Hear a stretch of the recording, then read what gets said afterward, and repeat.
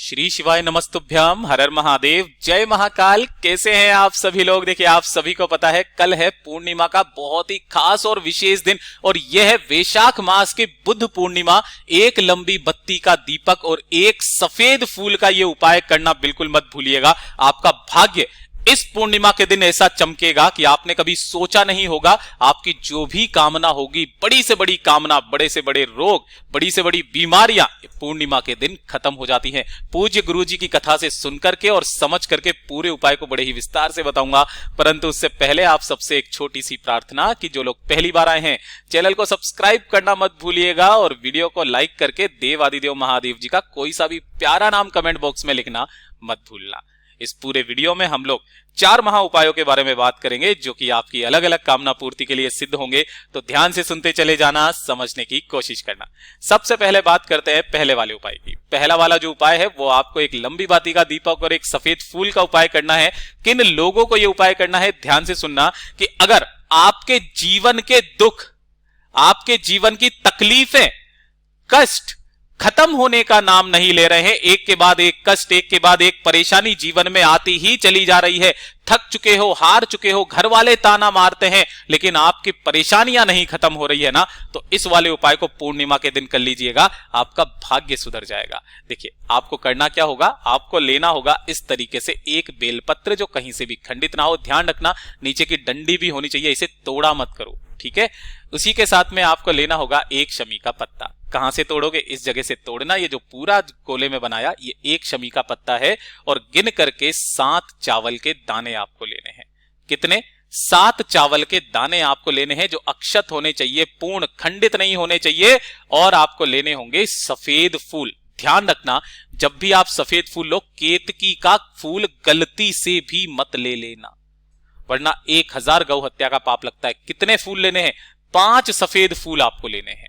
कोई से भी ले लेना, केतकी के फूल को छोड़ करके, है ना। और 1 लोटा शुद्ध जल अपने घर का लेना है, इस तरीके से एकदम ताजा जल। और एक दीपक आपको तैयार करना है।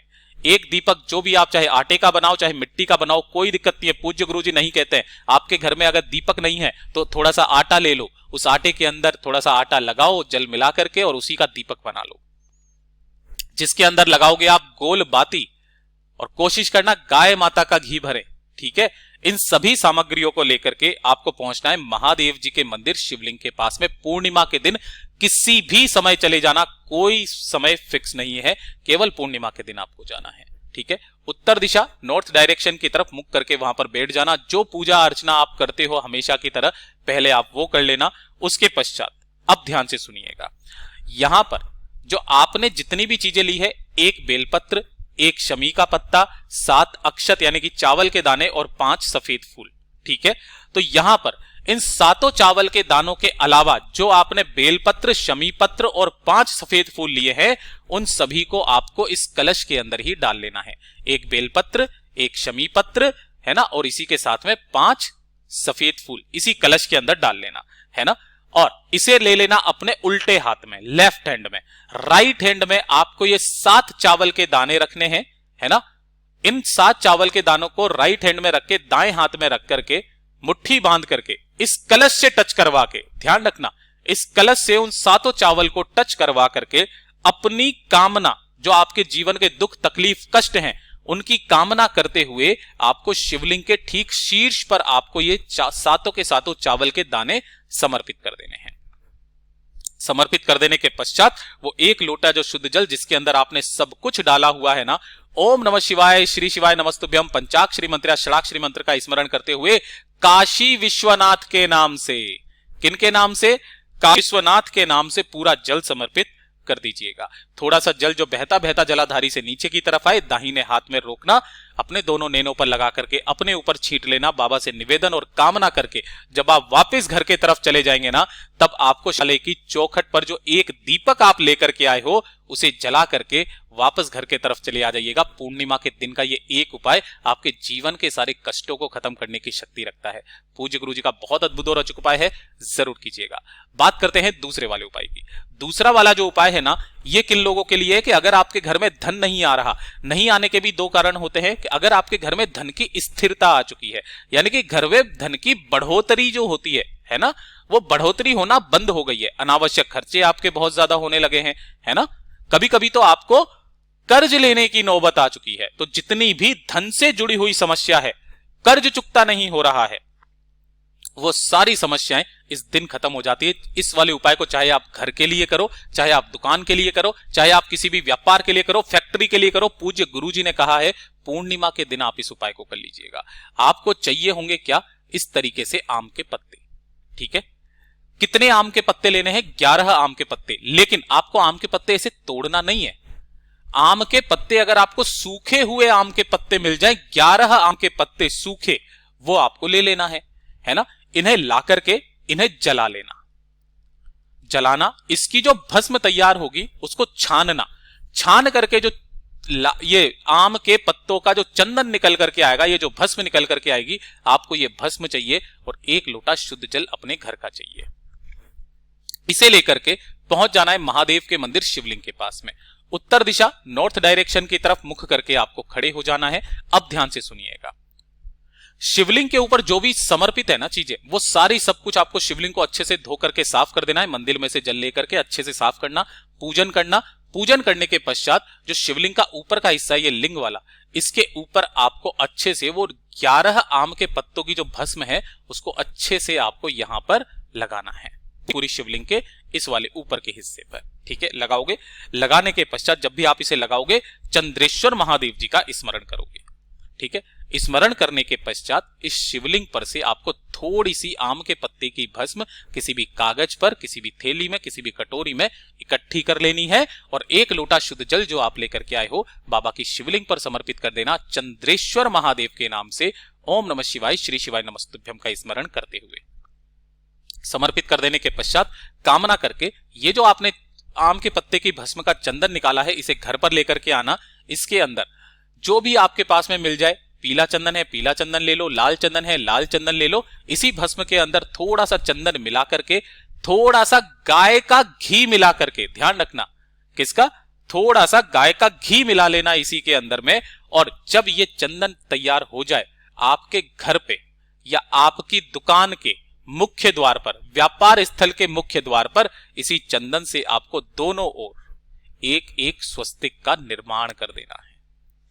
पूर्णिमा के दिन इस उपाय को किया जाता है। पूज्य गुरुजी ने कहा कि अगर आपने कोई दुकान का अनुष्ठान किया या ना किया, ब्राह्मण को भोजन खिलाया ना किया, कोई उद्घाटन किया ना किया, कोई दिक्कत नहीं है, कोई हवन कराने की जरूरत नहीं है। इस वाले उपाय को कर लीजिएगा, आपके उसी समय से घर उसमें धन की आवक होना स्टार्ट हो जाएगी। और कोशिश हो सके तो 11 आम के पत्ते की बंधनवार इस तरीके से आपको बनानी है। सबके ऊपर उसी चंदन की 1-1 बिंदी लगा देना और उसी दुकान के आगे, उसी घर के आगे आपको इस बंधनवार को किसी भी लाल धागे में, ध्यान रखना कलावा मोली कुछ भी ले लेना, उसमें बांध करके लगा दीजिएगा। 1-1 चंदन की बिंदी सबके ऊपर लगाना, घर में धन की आवक होना स्टार्ट हो जाएगी। महाराज पूर्णिमा का सबसे खास दिन है। अगली जब पूर्णिमा आएगी, इस बंधनवार को निकालना, बहते नदी तालाब सरोवर में प्रवाहित कर देना, दूसरी बंधनवार लगा देना। पूज्य गुरु जी का बहुत अद्भुत और अचूक उपाय है, जरूर कीजिएगा। बात कर लेते हैं तीसरे वाले उपाय की। तीसरा वाला उपाय किन लोगों को करना है, ये चीज ध्यान से सुनिएगा। तीसरा जो उपाय है ना, आपने पूरे साल में बहुत सारे व्रत किए है ना, उपाय भी किए, दान भी किया, अगर आपको इन सब चीजों का फल नहीं मिल रहा है, तो पूज्य गुरुजी ने कहा कि अगर सबसे बड़ा दिन है किसी भी महीने का, तो वो होता है पूर्णिमा का दिन।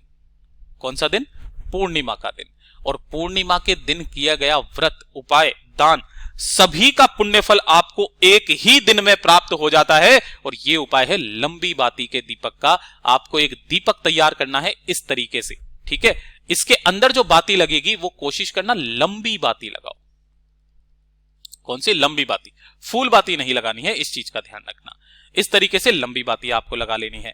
लंबी बाती लगा लोगे, लंबी बाती लगाने के पश्चात इसके अंदर भरना होगा आपको घी, गौ माता का है। पूर्णिमा के दिन अगर आपके आसपास में कोई नदी, कोई तालाब, कोई कुआं, कोई बावड़ी, कोई सरोवर, कुछ भी है, नदी, तालाब, कुआं, बावड़ी, सरोवर, और अगर इसके बाद में भी आपके पास में कुछ नहीं है, तो अपने घर पर, किस जगह पर? ध्यान रखना, पूर्णिमा के दिन अपने घर पर जो ईशान कोण है आपके घर का, पूर्व और उत्तर दिशा में से जो ईशान कोण होता है, अक्सर ये वाला जो ईशान कोण है ना, इसमें घर की किचन वगैरह भी बनाई जाती है।